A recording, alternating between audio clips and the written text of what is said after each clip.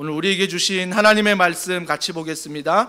우리 하나님의 말씀은 출애굽기 3장 1절부터 10절 말씀을 우리 한 절씩 교독하겠습니다. 구약 성경 84면에 있는 출애굽기 3장 1절부터 10절 말씀을 교독하겠습니다. 제가 먼저 읽겠습니다. 모세가 그의 장인 미디안 제사장 이드로의 양떼를 치더니 그 떼를 광야 서쪽으로 인도하여 하나님의 산 호렙에 이르매 여호와의 사자가 떨기나무 가운데로부터 나오는 불꽃 안에서 그에게 나타나시니라. 그가 보니 떨기나무에 불이 붙었으나 그 떨기나무가 사라지지 아니하는지라. 이에 모세가 이르되 내가 돌이켜 가서 이 큰 광경을 보리라. 떨기나무가 어찌하여 타지 아니하는고 하니 그때에 여호와께서 그가 보려고 돌이켜 오는 것을 보신지라.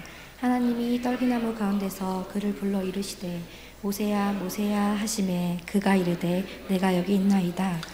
하나님이 이르시되 이리로 가까이 오지 말라. 내가 선 곳은 거룩한 땅이니 내 발에서 신을 벗어라. 또 이르시되 나는 네 조상의 하나님이 네 하나님 이삭의 하나님 야곱의 하나님이라.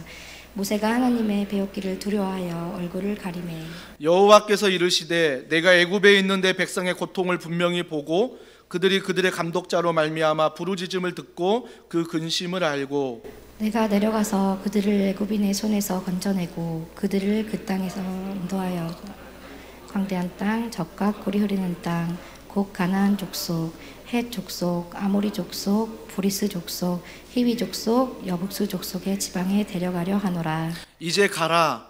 이스라엘 자손의 부르짖음이 내게 달하고 애굽 사람이 그들을 괴롭히는 학대도 내가 보았으니 이제 내가 너를 바로에게 보내어 너에게 내 백성 이스라엘 자손을 애굽에서 인도하여 내게 하리라.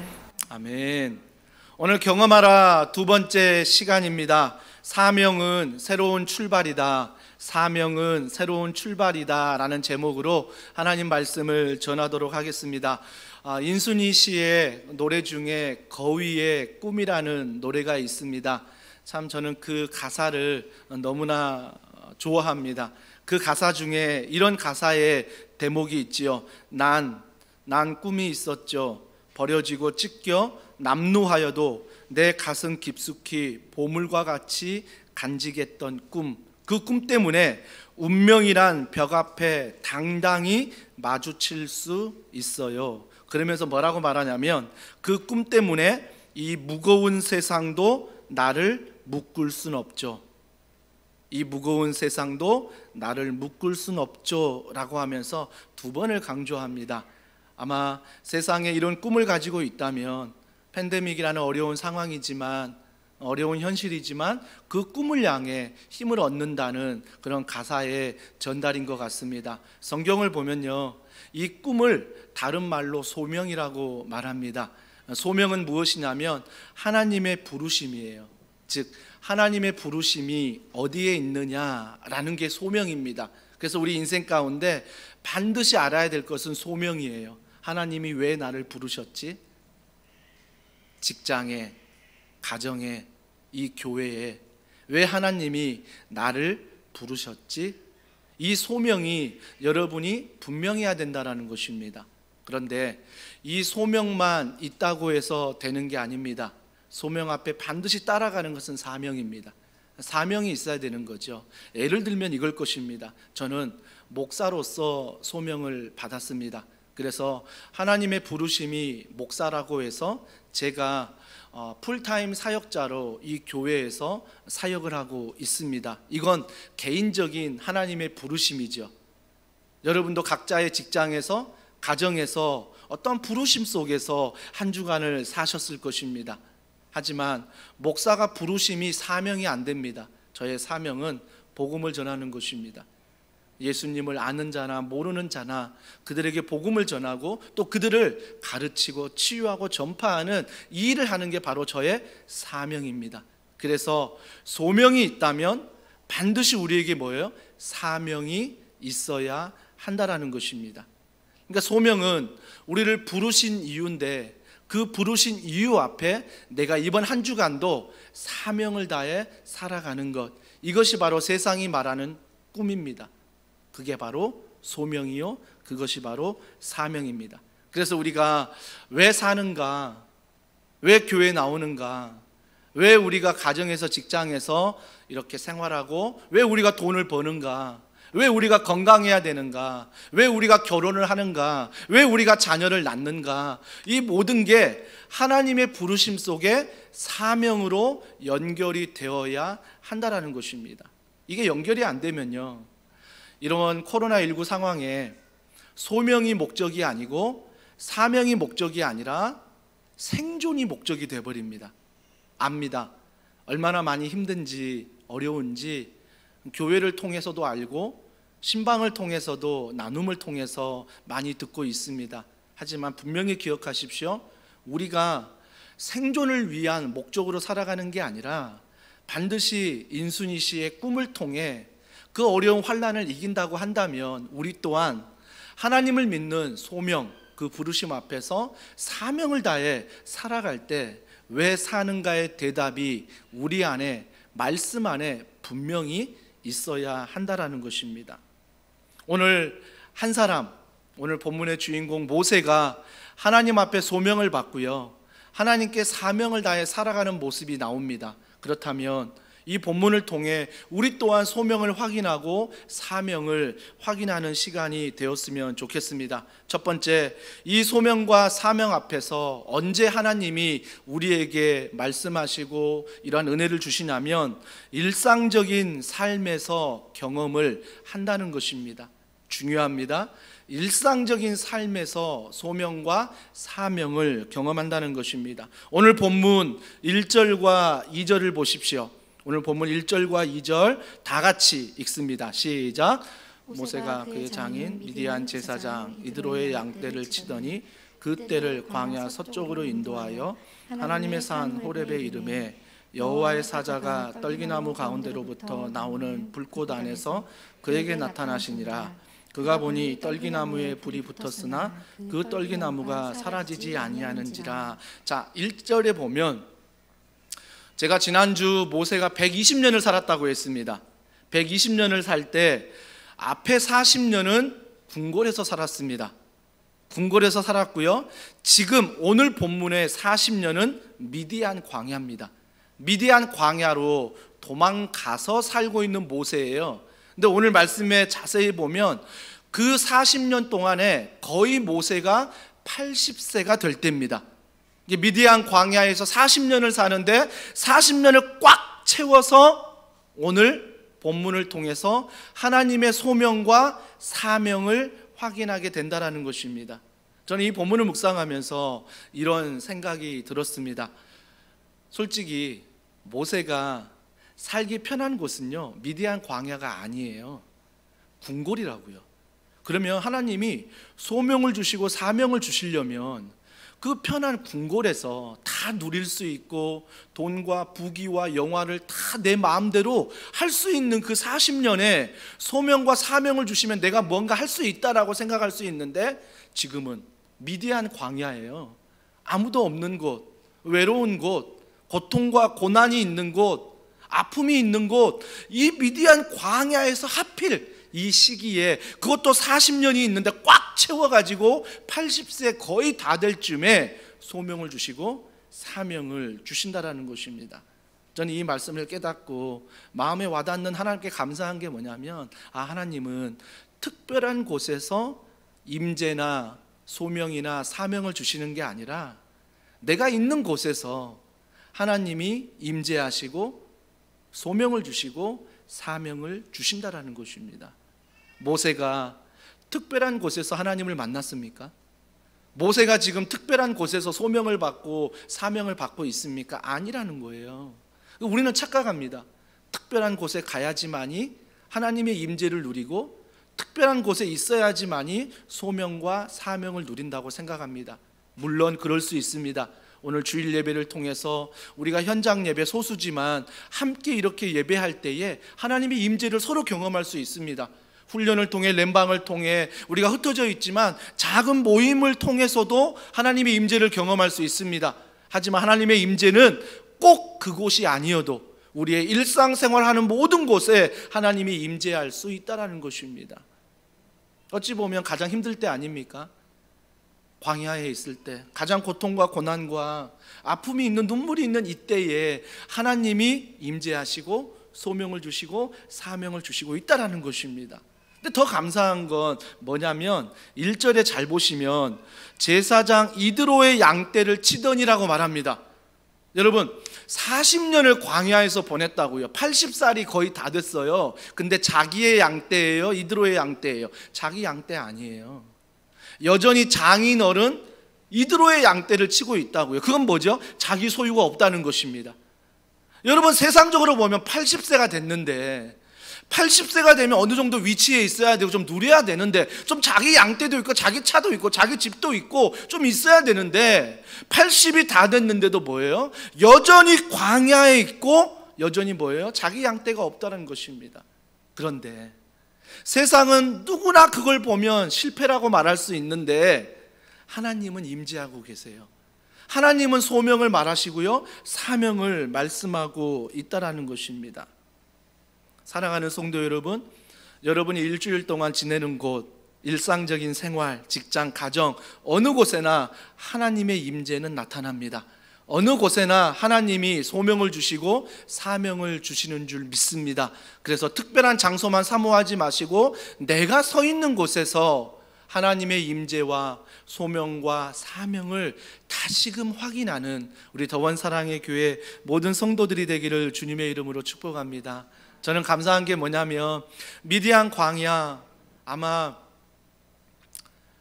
모세가 하나님을 찾아가려 해도 못 찾아가잖아요. 광야라는 그런 장소가 있기 때문에 그걸 아시는 하나님이 어떻게 하세요? 찾아오세요. 하나님은요, 찾아오시는 분이에요. 기독교가 다른 종교와 다른 점이 뭡니까? 제가 제자반에도 강조하는데, 다른 종교는요, 신은요 저 위에 있어요. 신은 저 멀리 있다고요. 그래서 우리가 신을 만나려고 어떻게 해요? 우리가 찾아가야 돼요. 그 신을 만나기 위해서 우리가 찾아가야 된다고요. 내 고행을 통해서, 내 헌신을 통해서, 나의 무언가의 각오와 노력과 최선을 통해서 그 신을 찾아가야 돼요. 그 신을. 근데 여러분, 그 신 찾아가 보려고 노력했잖아요. 되던가요? 순간순간에 내 한계를 만나요. 그래서 도저히 내가 신을 찾아갈 수가 없는 거죠. 그걸 아시는 하나님이 신으로서 저 하늘에 계신 게 아니라 인간의 몸을 입고 이 땅에 내려오셨다니까요. 우리가 약한 걸 아시고, 우리가 연약한 거 아시고, 그 하나님이 인간의 몸을 입고 이 땅에 내려오셔서 지금 우리와 성령 하나님이 동행하고 계신다라는 것입니다. 저는 오늘 본문 모세를 찾아오시는 그 하나님, 얼마나 감사한지 몰라요. 그러면서 그 찾아오시는 그 하나님이 모세만 찾아왔습니까? 아니에요. 성경에 많은 인물을 찾아왔지만 대표적으로 다윗을 보겠습니다. 사무엘상 16장 11절 다 같이 읽습니다. 또 사무엘이 이새에게 이르되 내 아들들이 다 여기 있느냐? 이새가 이르되 아직 막내가 남았는데 그는 양을 지키나이다. 여러분 아시지요? 사울 왕이 폐위되면서 이스라엘의 또 다른 통합 왕을 세워야 되는데 사무엘 선지자가 하나님의 말씀을 듣고 왕을 세우려 갑니다. 근데 왕을 세우려 가는데 아들들을 찾는데 그 아들들이 하나님이 다 보시기에 왕이 아니라는 거예요. 근데 하나님이 세우고자 하는 왕이 누구였어요? 오늘 말씀해 보니까 양을 지키나이다. 여전히 다윗은 뭐 하고 있어요? 양 지키는 일로 자기 생활을 하고 있었어요. 그때 뭐예요? 하나님의 선지자가 찾아온 거예요. 일상 생활을 하고 있는데 하나님의 선지자가 찾아온 거라고요. 제자들은 어떻습니까? 마태복음 4장 18절과 19절 다 같이 읽습니다. 갈릴리 해변에 다니시다가 두 형제 곧 베드로라는 시몬과 그의 형제 안드레가 바다에 그물 던지는 것을 보시니 그들은 어부라 말씀하시되 나를 따라오라 내가 너희를 사람을 낚는 어부가 되게 하리라 하시니. 여러분, 제자 중에 어부의 직업을 가지고 있으면 어디에 있는 시간이 많은 거예요? 바다에 있는 시간이 많은 거예요. 그러니까 예수님이 어떻게 하셨어요? 예수님이 하늘에 계셔서 야 나한테 와 이렇게 말씀하지 않고요, 그 바다로 찾아가세요. 찾아가셔서 그 어부로서의 제자들에게 뭐라고 말해요? 나를 따라오라. 나를 따라오라 말씀하십니다. 세리인 마태, 열심히 돈 세는 곳에서 주님이 찾아가셔서 나를 따라오라 말씀하십니다. 그러니까 제자들이 있는 곳에 예수님이 가셔서 일상생활을 하는 곳에서 나를 따라오라 말씀하시는 거죠. 사울은 어떻습니까? 사도행전 9장 3절입니다. 다 같이 읽습니다. 사울이 길을 가다가 다메섹에 가까이 이르더니 호련히 하늘로부터 빛이 그를 둘러 비추는지라. 구약을 믿고 있는 이 사울, 그래서 하나님이라 말하는, 즉 예수님이 신성 모독이었죠. 어떻게 너가 하나님이 될 수 있느냐, 하나님은 사람이 아니다 라는 생각을 갖고 있어서 그 예수님을 믿는 사람들은 어떻게 했어요? 사울이 핍박했죠.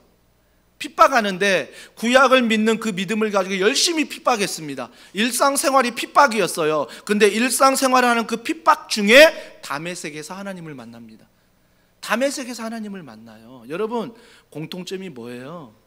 하나님의 임재는요, 하나님을 만난다는 것은요, 하나님의 소명과 사명을 내가 발견하는 것은 특별한 장소가 아니라 내 일상적인 삶에서 만나고 들을 수 있고 함께 할 수 있다라는 것입니다. 너무 특별한 거 좋아하지 마세요. 물론 저희 교회도 특별 새벽 부흥회를 합니다. 근데 그것만 좋아하시는 분들이 너무 많아요.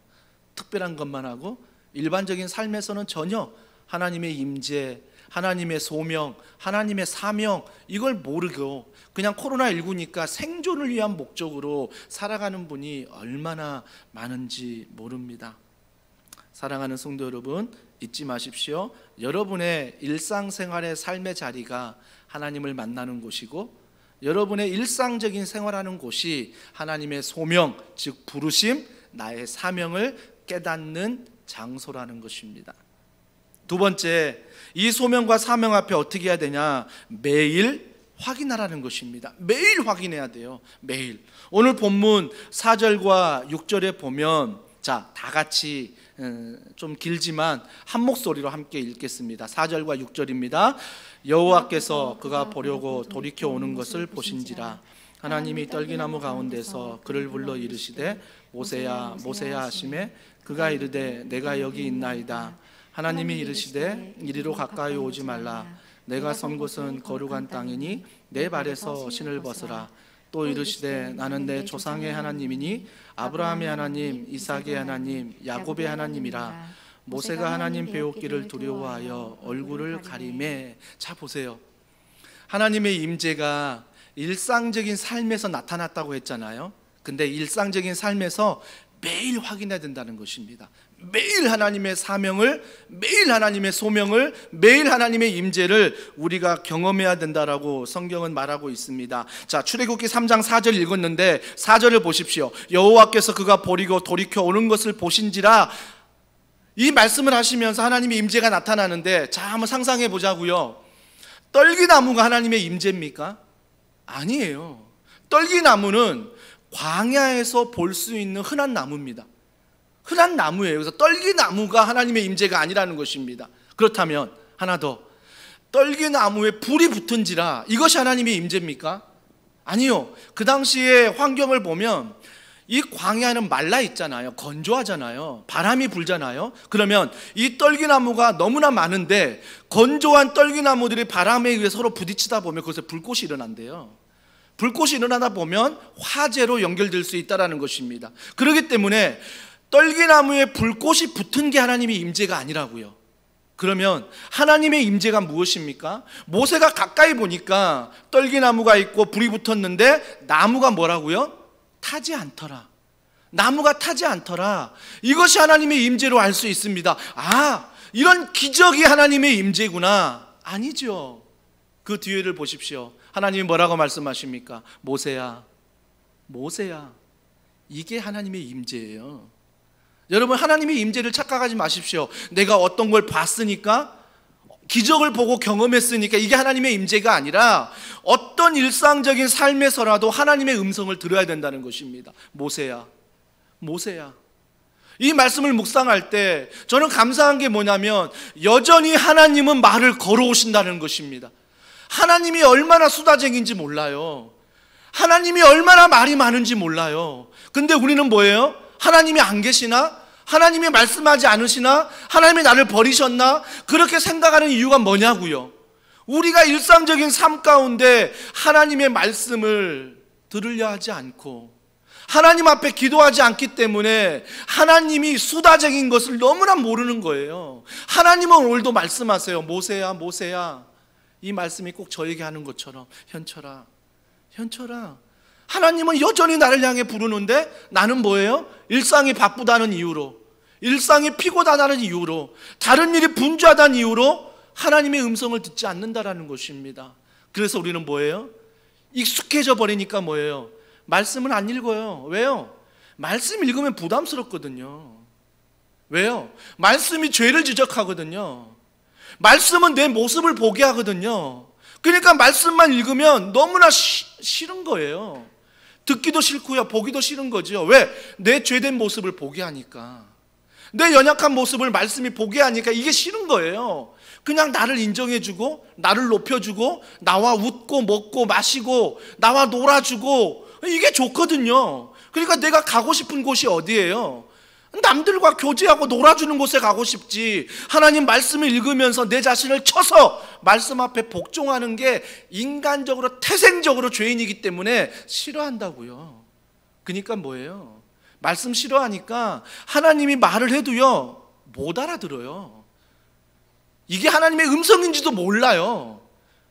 그냥 나는 세상의 음성으로만 살아가니까. 모세가요 단 한 번 듣고요, 모세야 모세야 그 한마디 듣고요 바로 모세는 하나님인 줄 알았다고요. 여러분 한번 생각해 보자고요. 미디안 광야에서 40년을 살았습니다. 이 40년 속에 모세의 마음 속에 원망이 있었다면, 불평이 있었다면, 분냄이 있고 미움과 다툼과 질투와 시기가 가득했다면 과연 하나님의 음성을 알아들을 수 있었을까요? 아니요, 절대 알아들을 수 없어요. 나의 음성을 알아듣지 하나님의 음성은 듣지 못해요.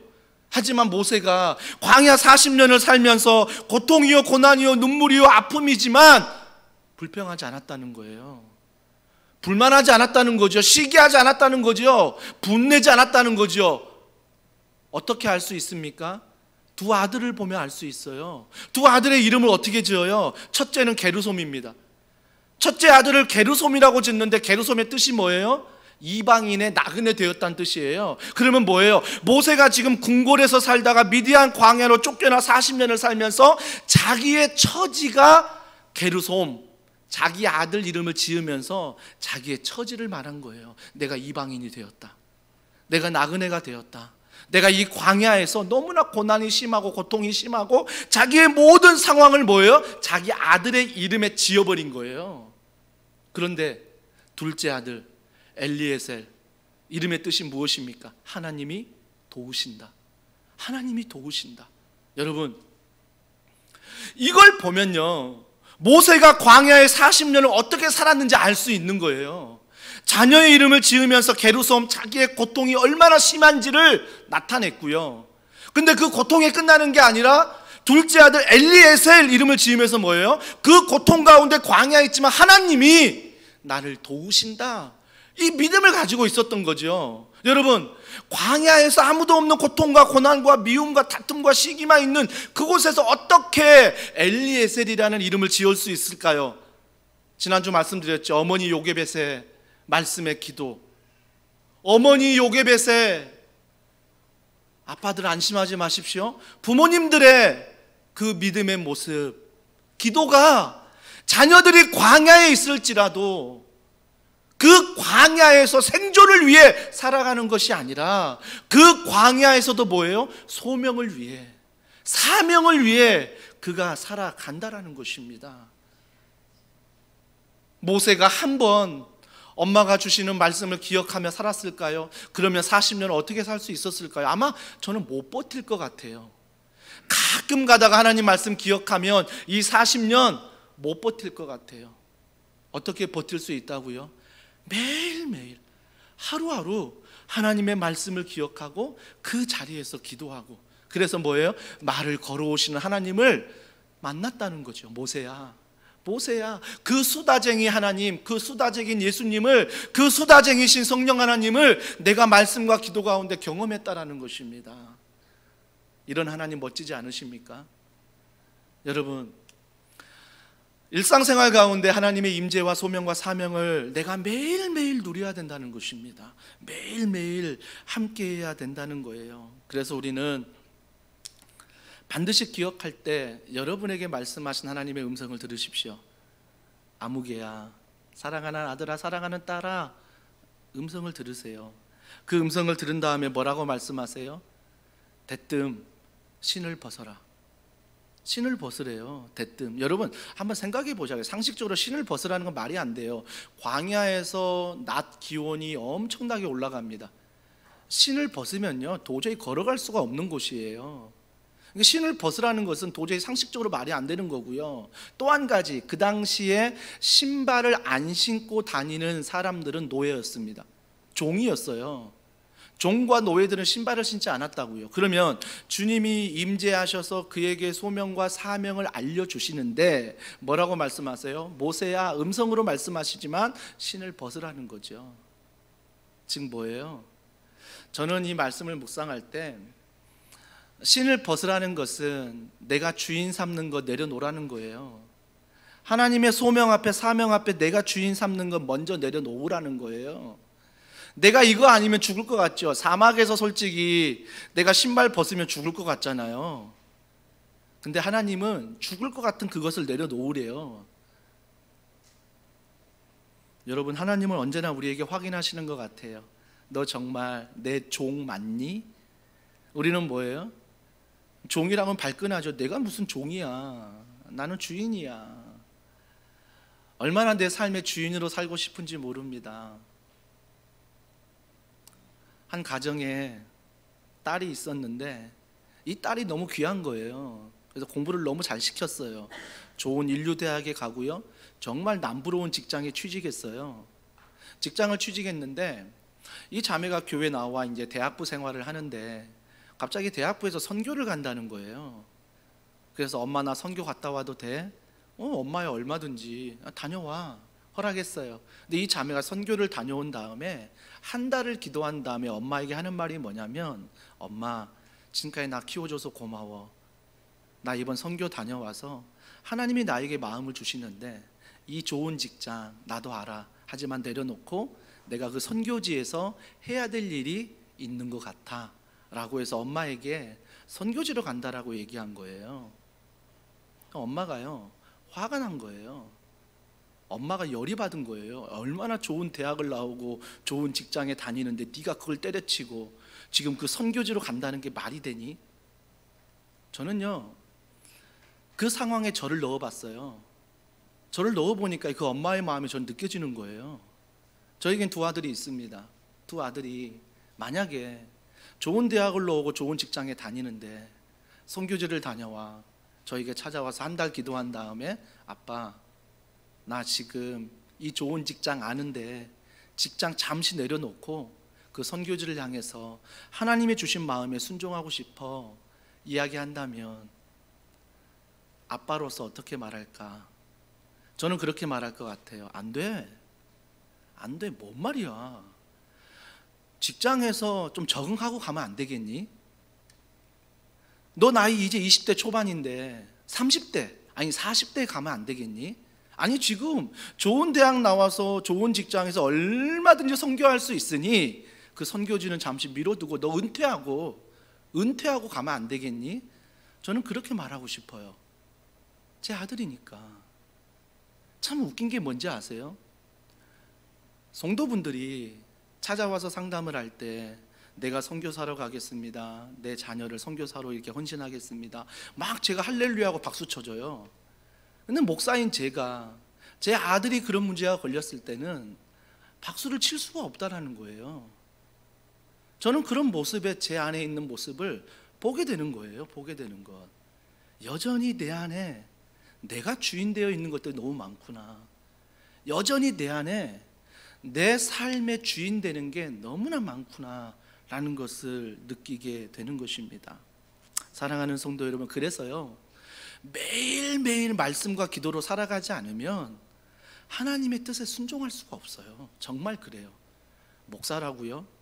아니요. 절대 매일매일 확인하지 않으면요 순종할 수 없다니까요. 어떤 분들은 막 제 앞에서 자신 있게 말해요. 목사님, 그 상황 되면 제가 선교사로 나가겠습니다. 목사님, 그 상황 되면 제 자녀 다 선교지로 보내겠습니다. 큰 소리 떵떵 치는 분들 있죠. 그런 분들이 매일매일 하나님 앞에 기도하고 말씀 보고 소명과 사명을 확인하지 않으면요 딱 그 상황 오잖아요. 그러면요 내가 언제 그랬냐는 듯이, 내가 언제 그랬냐는 듯이 이렇게 말할 때가 너무나 많은 거예요. 사랑하는 성도 여러분, 그래서 우리는요 매일매일 하나님 앞에 말씀으로 기도로 나아가야 돼요. 그래서 나의 꿈, 나의 생존이 아니라 하나님의 소명, 하나님의 사명 앞에 걸어 나가야 된다는 것입니다. 더원 사랑의 교회 6주년이 얼마 남지 않았습니다. 7월 첫 주면 저희 교회가 6주년이 됩니다. 저는 몇 달 전부터 이 6주년 때 어떤 말씀을 전해야 될까 고민을 하고 기도를 참 많이 합니다. 저는 그때 드리고 싶은 말씀이 바로 이거예요.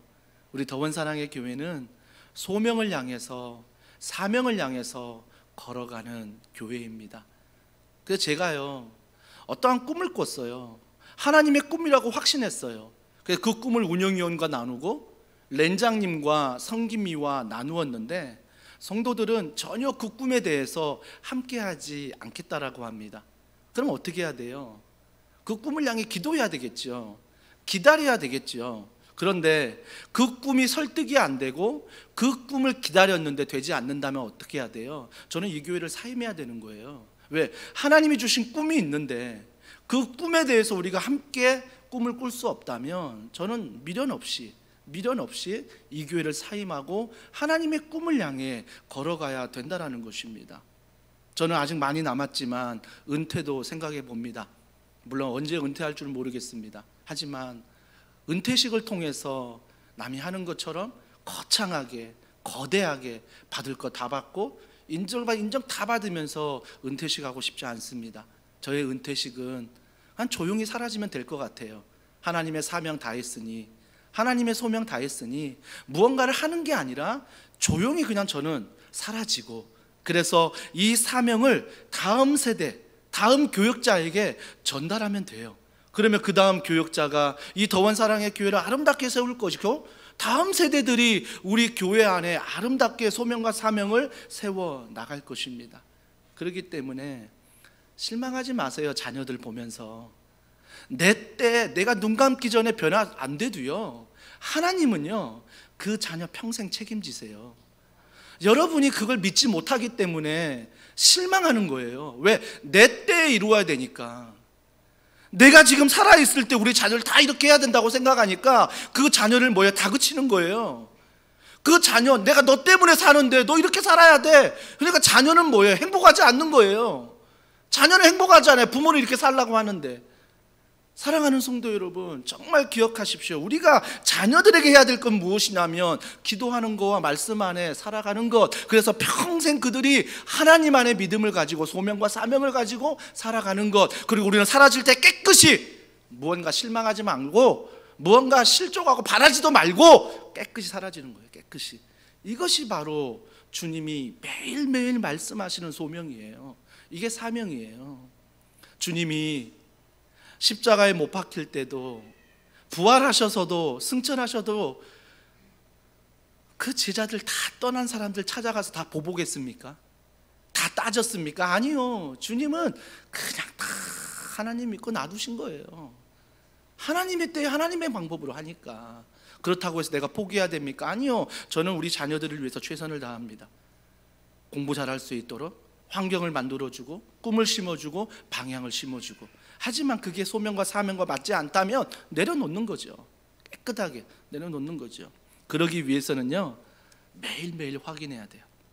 뭘? 소명과 사명을 말씀과 기도 안에 여러분이 매일매일 확인하지 않으면 안 돼요. 그때 되면 되겠지? 천만에요. 제가 왜 은퇴식을 미리 얘기한지 아세요? 제가 뻔히 제 바램을 알거든요. 막 거창하게 막 현수막 걸고 막 노예 어르신 초청하고 막 은퇴식 할 때 막 이렇게 하려는 제 마음을 알거든요.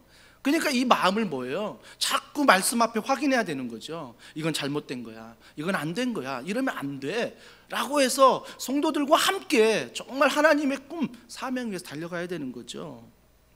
사랑하는 성도 여러분, 그래서 우리가 매일매일 하나님과 확인해야 된다는 것. 그래서 내 이름을 부르는 하나님을 말씀 안에, 기도 안에 좀 확인하십시오. 자, 말씀에 대해서 성경이 이렇게 말합니다. 히브리서 4장 12절 다 같이 읽습니다.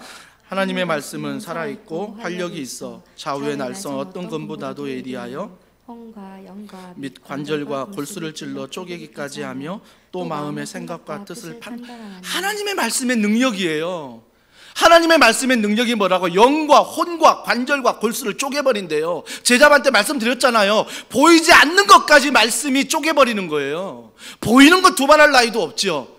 그러니까 말씀이 뭐예요? 답이라는 거예요. 말씀이, 복음이 해답이라는 거죠. 우리가 지금 고민하는 것, 말씀이 답이고 기도가 답이에요. 그래서 우리가 말씀 안에, 기도 안에 답을 얻고자, 하나님의 음성을 듣고자 씨름해야 되는 거죠. 씨름해야 되는 거죠. 매일매일 확인해야 되는 거죠. 그래서 우리가 잘가세 시리즈 지금 6편까지 갔는데 언제까지 갈지 모르겠어요. 하지만 잘가세 6번째 시리즈가 매일 발음이에요. 매일 발음, 매일로 가는 거예요. 매일매일. 그래서 매일매일 말씀을 듣고 기도하고 매일매일 확인하는 것. 이 말씀이 아니면 내가 소명을 확인할 수 없으니까, 사명을 확인할 수 없으니까 매일매일 확인하는 거죠. 세 번째, 소명과 사명을 확인하기 위해서는 나의 눈물과 아픔으로 시작하라는 것입니다. 7절과 10절에 얘기하죠. 여러분 7절 다 같이 한번 읽어볼까요? 시작. 여호와께서 이르시되 내가 애굽에 있는 내 백성의 고통을 분명히 보고 그들이 그들의 감독자로 말미암아 부르짖음을 듣고 그 근심을 알고. 저는 이 말씀이 너무나 감사한 거예요. 왜 감사한지 아세요? 제가 모세였다면 80살까지 미디안 광야 40년을 살아갈 때 하나님이 내 기도 들으시나? 하나님이 지금 살아 계시나? 하나님이 살아 계신데 왜 나를 미디안 광야 40년 두고 있지? 아마 이런 생각이 너무나 강했을 텐데, 이런 하나님을 내가 믿었을 텐데, 하나님이 뭐라고 말씀하시냐면 모세에게 찾아와 모세야 모세야 신을 벗으라 라고 말한 다음에 말씀하신 게, 여호와께서 이르시되 내가 애굽에 있는 내 백성의 고통을 분명히 뭐라고 말해요? 보고, 분명히 보고. 여러분 믿으십시오. 하나님이 여러분의 광야 길을 보고 계십니다. 하나님이 여러분의 고통의 길을, 아픔의 길을, 슬픔의 길을, 눈물의 길을 보고 계신다는 것입니다. 보고 뭐라고 말합니까? 그들의 감독자로 말미암아 부르짖음을 듣고 근심을 알고, 나의 근심까지 알고 계신다라는 것입니다. 그런 하나님이세요. 그래서 우리가 매일매일 이런 하나님을 뭐예요? 확인해야 돼요. 확인해야 돼요. 내가 고난 가운데 있지만 하나님이 내 기도를 들으시는구나, 나를 보고 계시고 나와 동행하시는구나, 말씀을 통해, 기도를 통해 매일매일 확인해야 된다는 거죠. 그러면서 하나님이 뭐라고 응답하십니까? 너무나 감사한 응답. 6절에 내 조상의 하나님이 아브라함의 하나님, 이삭의 하나님, 야곱의 하나님. 여러분 이게 너무 감사한 거예요. 아마 모세가 광야에 있으면서 너무너무 힘든 생활에 뭐라고 기도했을 것 같으세요? 아브라함의 하나님, 약속하셨잖아요. 축복한다고 약속하셨잖아요. 그 하나님, 그 다음에 이삭의 하나님, 그 다음에 계속 말씀하신 야곱의 하나님. 나는 그 하나님께 기도하지 않았을까요? 40년 동안 눈물로. 나는 광야에 있지만 하나님은 그런 분이시잖아요. 기도하지 않았을까요? 근데 그 하나님이 뭐예요? 정확히 모세에게 나타나 뭐라고 말씀하세요? 보았고 들었다고 말씀하시면서 아브라함의 하나님, 이삭의 하나님, 나는 야곱의 하나님이다. 모세가 기도한 그대로 말씀하시는 거예요. 그대로요.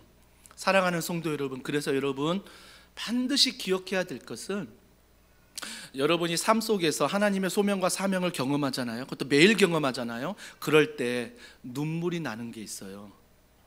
아픈 게 있다고요. 더원사랑의 교회는요, 다른 교회가 하는 모든 사역을 하지 않습니다. 절대 하지 않아요. 어떤 일을 하는지 아세요?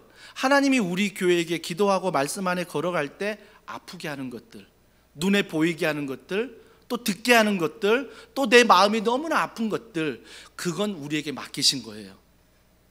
다른 교회가 이걸 했더니 좋더라, 기도해 봤더니 느끼지 않으면 패스. 하지만 어떤 얘기 들었을 때 그게 내 마음이 아프고, 눈물이 나고 막 하나님의 마음이 느껴지고 하나님의 사랑이 느껴졌을 때 뭐예요? 그건 우리 교회가 맡기신 사역인 거예요.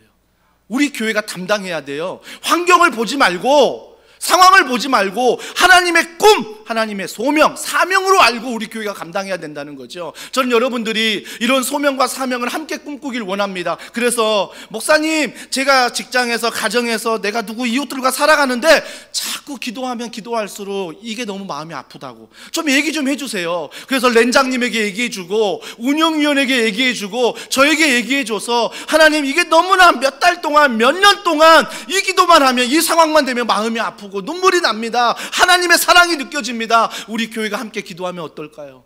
여러분, 그런 교회로 만들어가야 되지 않겠습니까? 우리 교회가 하고 싶은 사역 말고요, 우리 교회가 뽐내고 싶은, 우리 교회가 드러내는 사역 말고요, 하나님의 마음, 아파하고 우는 그런 사역에 우리의 마음을 담아서 우리 교회가 걸어가야 한다는 것입니다. 그런 교회가 아니면 더 이상 동원사랑의 교회는 존재할 가치가 없는 거예요.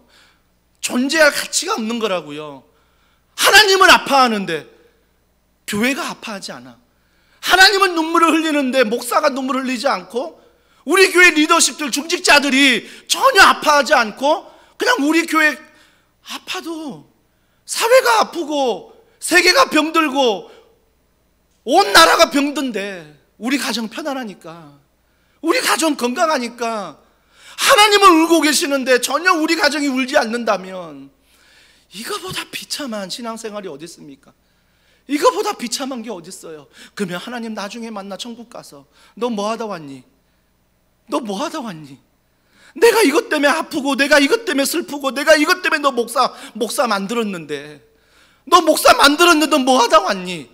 그러지 않을까요?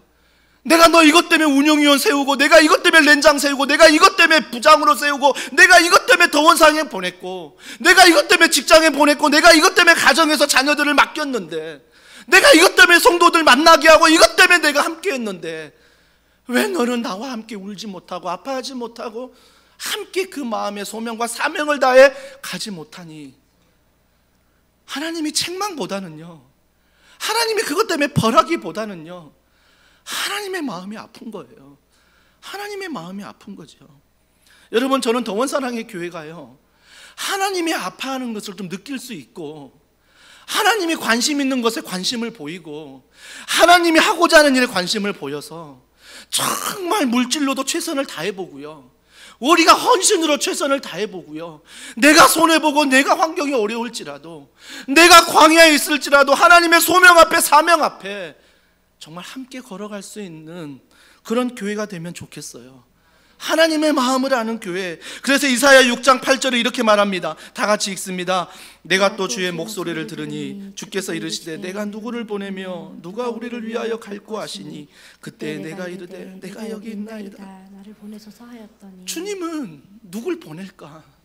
주님은 어떤 교회를 보내고 어떤 성도를 보내고 어떤 목사를 보낼까 마음 아파 찾고 있는데 우리는 어떻게 반응한다고요? 하나님 저 교회 보내세요. 우리 교회 말고요. 하나님 저 가정 보내세요. 우리 가정 말고요. 하나님 이 목사 보내지 말고 다른 목사 보내세요. 우리가 그렇게 신앙생활을 한다면 아니잖아요. 우리가 하나님 앞에 할 수 있는 대답 뭐예요? 주여 내가 여기 있나이다. 주여 내가 여기 있나이다. 우리 교회를 사용하옵소서. 주여 내가 여기 있나이다. 우리 가정을, 나를, 우리 자녀를, 우리 성도들을 사용하여 주옵소서. 그래서 우리 교회는 부름받은 백성, 구원의 자녀로서 감사하지만 또 이번 한 주간 그 감사함을 가지고 흩어져서 보냄받은 백성으로서 여러분의 삶의 자리에서 하나님의 소명을 확인하고 하나님의 사명을 확인하여 정말 이 새로운 사명 앞에, 이 사명 앞에 이번 한 주간도 하나님의 마음을 시원케 하는 그런 교회, 그런 성도가 되길 주님의 이름으로 축복합니다. 오늘 말씀을 기억하면서 우리 찬양 불러보고 싶습니다. 오늘이 원래 성령 강림절이에요.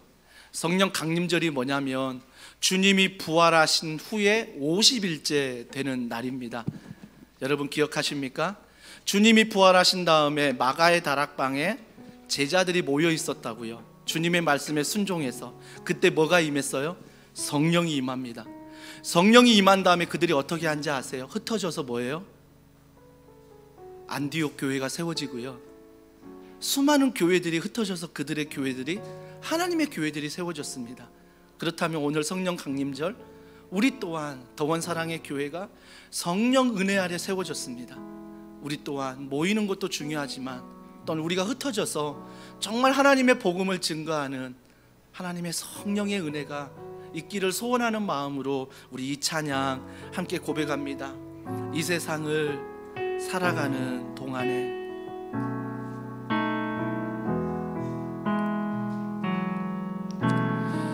이 세상을 살아가는 동안에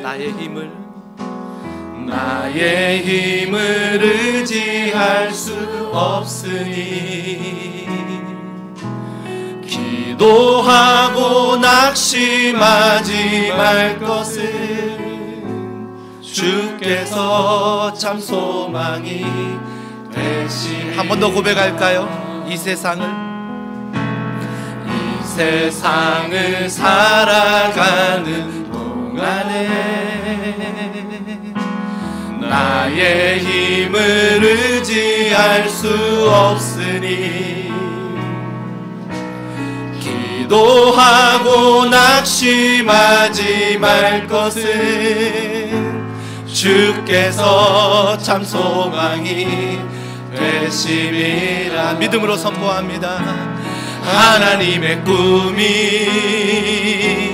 나의 비전이 되고 예수님의 성품이 나의 인격이 되고 성령님의 권능이 나의 능력이 원하고 바라고 두 손 높이 들고 고백합니다. 하나님의 꿈이 나의 비전이 되고 예수님의 성품이 나의 인격이 되고 성령님의 권능이 나의 능력이 원하고 바라고